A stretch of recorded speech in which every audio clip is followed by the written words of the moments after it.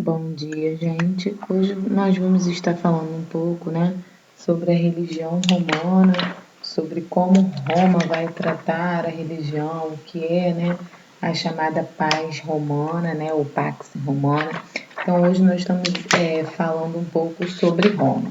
Primeiro, a gente precisa entender que, como, todas as sociedades antigas, a religião era de extrema importância também para os romanos, Eles são povos que vão dar uma grande importância a essa questão religiosa, Para eles é fundamental praticar essa religião.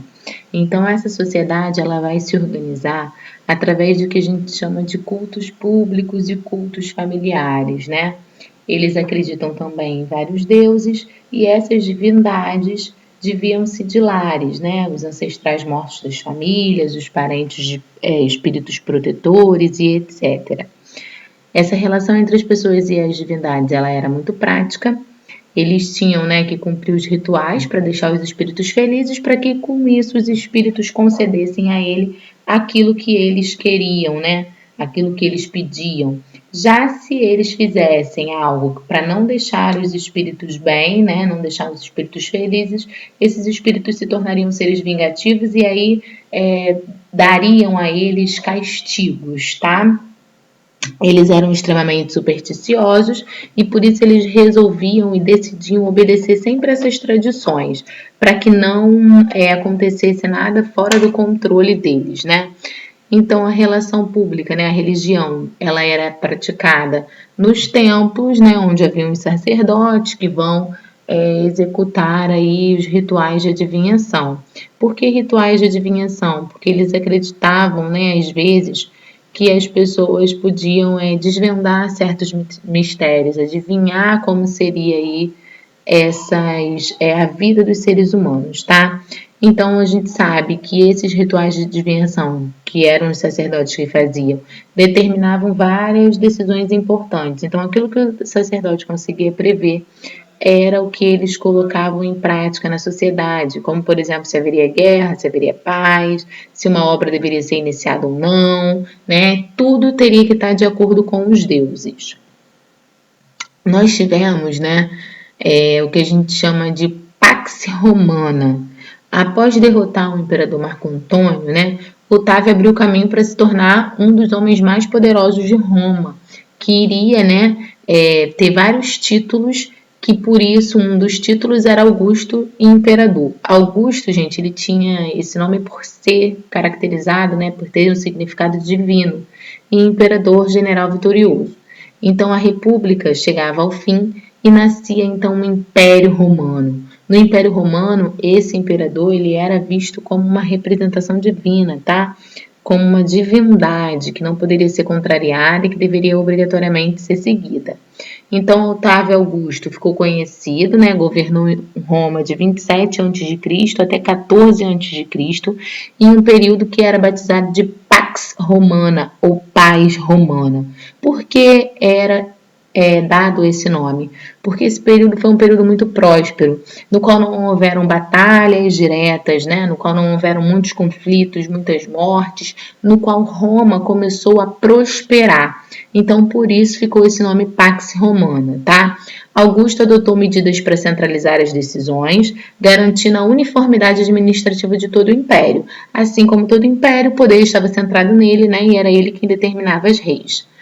Novas conquistas foram feitas, mas apenas com a intenção de aumentar a segurança das fronteiras do Império, porque nesse momento, de Pax Romana, eles não estão invadindo vários territórios, eles estão apenas se protegendo, se mantendo firmes ali no seu império. Então, para manter o controle social e ampliar o seu apoio político, Augusto vai fazer o que a gente chama da política do pão e circo. O que é essa política do pão e circo? A gente já falou dela. Ele vai promover grandes espetáculos gratuitos para a população. tá? Esses espetáculos gratuitos, ele vai distribuir alimentos e a população vai ficar ali feliz, se distraindo e esquecendo dos problemas sociais que existiam na sociedade romana. Então, a política do pão e circo nada mais é do que uma maneira, né, de dar à população um divertimento para que ela esqueça os principais conflitos, tá? Então, Otávio Augusto, ele vai levar Roma a viver o seu período mais notável. A gente vai ter o desenvolvimento de uma cultura, de língua, de costumes romanos, né, que vão influenciar inclusive outros impérios. Agora nós vamos falar do Império Romano propriamente dito, tá? Até o século II d.C., o Império Romano foi governado por 3 diferentes dinastias. A primeira de origem patrícia, a segunda de origem plebeia e a terceira de imperadores, que eram nascidos com províncias. Então nós temos aí 3 períodos, né, que a gente pode dizer que é o período da história romana. Então, dentre numerosos imperadores vão se destacar, né, o Vespasiano, o Antônio Pio e o Marco Aurélio. E aí eu montei para vocês aqui um quadrinho que vai ser mais fácil de explicar quais os motivos que levaram o Império Romano a ir chegando ao seu declínio. Questões econômicas, políticas e religiosas e culturais. Por que questões econômicas? Porque com os altos gastos, né, para defender o território romano, que era grande, a queda do volume de comércio, o aumento do desemprego, tudo isso vai gerar uma consequência numa crise de mão de obra. Por isso a questão econômica. A questão política é a questão da instabilidade política, da violência, da desorganização, né? De várias instituições que o Império tinha se erguido e não conseguiu se fortalecer.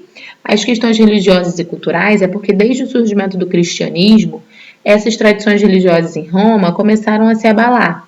Tá? Então, a violência e os abusos de poder contribuíram para a expansão da nova fé monoteísta, e isso também fez com que o Império começasse a entrar em declínio.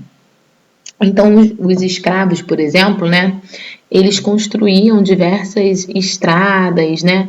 Esses escravos, muitas vezes, eles eram conseguidos, né, por guerra. E, através dessa crise econômica, a gente começa a perder essa mão de obra escrava, tá? Alguns imperadores tentaram superar os problemas do Império tomando providências em setores diferentes, né? Como setores como Constantino tomou, né, setores de perseguição aos cristãos para diminuir a questão do monoteísmo e continuar mantendo o controle, mas isso não foi possível e Roma acabou tendo mesmo o seu declínio. Quais são as heranças culturais que Roma deixou aí para gente? Arquitetura, direito, latim e o cristianismo foram as principais heranças que nós herdamos dessa cultura romana.